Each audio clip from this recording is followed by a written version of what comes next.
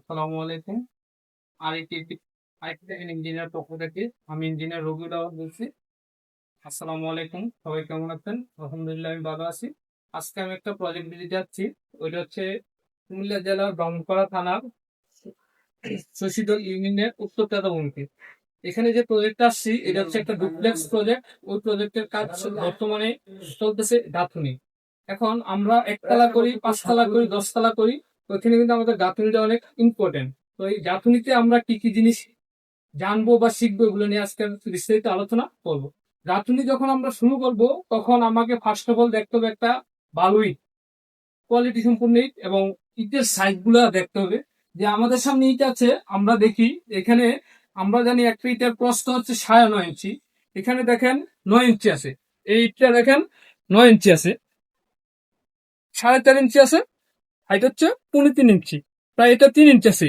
তার মানে আমরা দেখতে হবে যে আমাদের যে বর্তমানে যে ইটটা যে আমরা কাজ করতেছি, এইটা আমাদের মাপের সাথে সামঞ্জস্যপূর্ণ না। তারপর হচ্ছে যে ইটগুলো দেখবো যে নাম্বারটা ইটটা 1 নাম্বার আছে কিনা, তার জন্য আমাকে দেখতে হবে যে দুরাইছে বাইরে যে না, কারণ নাম্বার বাইরে দিলে আপনার আওয়াজ করবে, টং টং আওয়াজ করবে।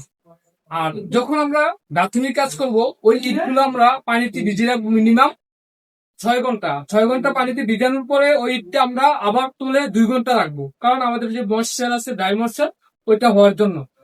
তারপর হচ্ছে যে আমরা যখন ওইটা করার পরে তারপর আমরা যখন আমাদের ফ্লোরে শুরু করব, আমরা যখন গাঁথুনি শুরু করব, তখন আমরা আমাদের যে ফ্লোরটা আছে বা যে সারফেসটা আছে ওইটাকে সুন্দর করে ট্রিপিং করব।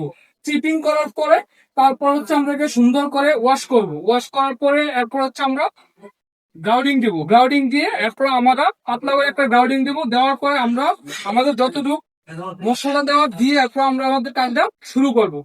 এরপর হচ্ছে যে ইটটা আমরা গাঁথবো, ওই ইটটা একটা থেকে আরেকটা ইটটা যে ফাঁকাটা রাখবো, ওইটা যাতে আমাদের 10 মিনিট, 8 থেকে 10 মিনিট বেশি না হয়। এবং একটা ইট থেকে যখন আরেকটা ইট রাখবো, ওইটা যাতে আমার 9 মিনিট থেকে 7 মিনিট বেশি না হয়। তো আমরা দেখি এখন এখানে আমার কতটুকু আছে। এখানে আছে আমার 2 ফিট 3 ইঞ্চি। তার মানে আমার 1 2 3 4 5 6 7 8টা, 3 আর 24 ইঞ্চি। আমার এখানে হওয়ার কথা ছিল 9টা ইঞ্চ, বাট এখানে 9টা ইঞ্চ না হওয়ার কারণ হচ্ছে আমার এখানে ইটের সাইজ ঠিক নেই। এরপর হচ্ছে আমরা যখন কোনো সারফেস ই করবো, তখন এগুলো আমরা আসলে ভালো করে আমরা চিপিং করে নেবো। এই যে আমাদের কলাম থাকুক, আরসিসি যাই থাকুক, আমরা এগুলো ভালোভাবে চিপিং করে নেবো।